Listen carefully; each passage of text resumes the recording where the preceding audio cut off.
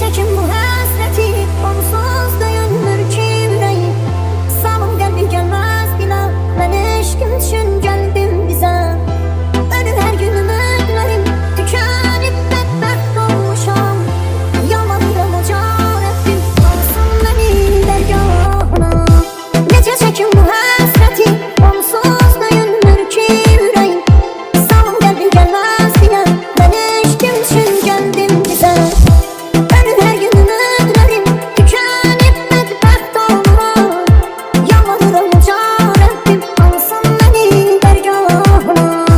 Nəfəsimi kəsir həsrət, görməyəndə qəlbim solur. Görəndə gözlərim onu, ruhum bədəni tərk edir.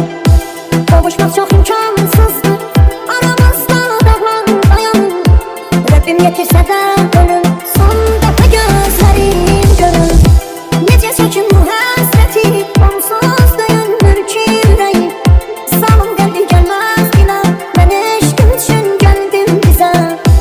Ölür hər gün ümidlərim, tükənib bədbəxt olmuşam.